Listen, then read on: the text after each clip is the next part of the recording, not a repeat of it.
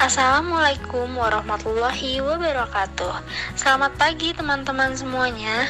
Izinkan kami dari kelompok 2 untuk mempresentasikan hasil diskusi dari kelompok kami pada hari ini. Sebelumnya, kami ingin mengucapkan terima kasih kepada Bapak Doni Darmasagita selaku dosen pengampu mata kuliah BK Industri dan Organisasi yang telah mengizinkan kami untuk melanjutkan materi ke-8 dari BK Industri dan Organisasi.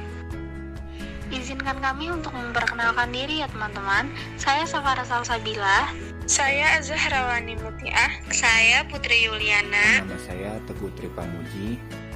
Materi yang akan kita paparkan pada hari ini yaitu mengenai konflik kerja dan manajemen konflik. Yang pertama, apa itu konflik? Menurut Mullins, 1993 mendefinisikan bahwa konflik merupakan kondisi terjadinya ketidaksesuaian tujuan dan munculnya berbagai pertentangan perilaku baik yang ada dalam diri individu, kelompok maupun organisasi. Konflik dilatar belakangi oleh perbedaan ciri-ciri yang dibawa individu dalam suatu interaksi. Perbedaan-perbedaan tersebut diantaranya adalah menyangkut ciri fisik, kepandaian, pengetahuan, adat istiadat, keyakinan, dan lain sebagainya. Dengan dibawa ciri-ciri individual dalam interaksi sosial, konflik merupakan situasi yang wajar dalam setiap masyarakat. Bentuk-bentuk konflik kerja, menurut Mangkunegara tahun 2011, terdapat 4 bentuk konflik kerja dalam organisasi, yaitu ada konflik hierarki, yaitu konflik yang terjadi pada tingkatan hierarki organisasi. Contohnya konflik antara komisaris dengan direktur utama, pemimpin dengan pegawai, pengurus dengan anggota koperasi, pengurus dengan manajer, dan pengurus dengan pegawai.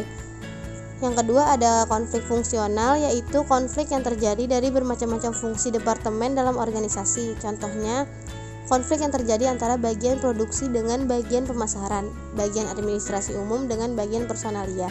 Yang ketiga ada konflik staf dengan kepala unit, yaitu konflik yang terjadi antara pemimpin unit dengan stafnya, terutama staf yang berhubungan dengan wewenang atau otoritas kerja.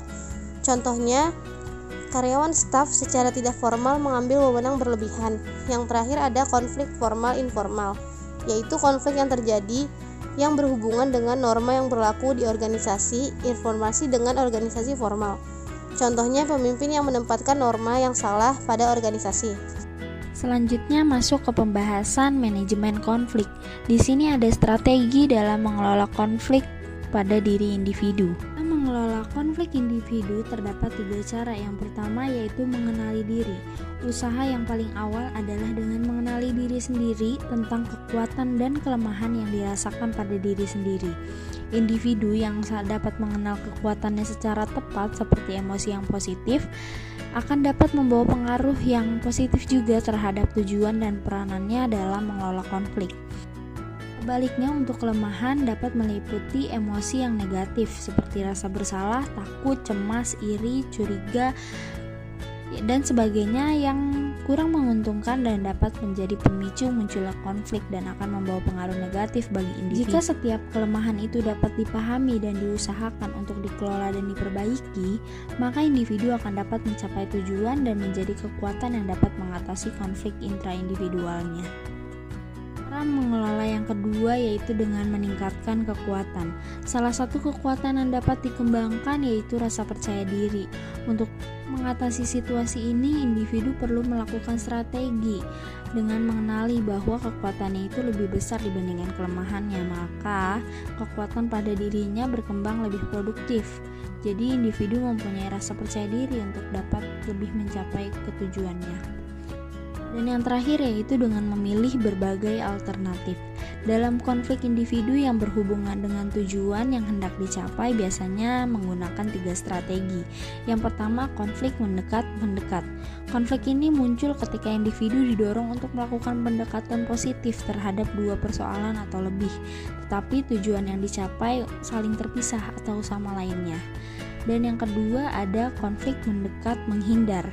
Konflik ini didorong untuk melakukan pendekatan terhadap persoalan yang mengacu pada satu tujuan pada waktu yang sama, didorong untuk melakukan penghindaran terhadap persoalan-persoalan tersebut. Dan yang terakhir ada konflik menghindar.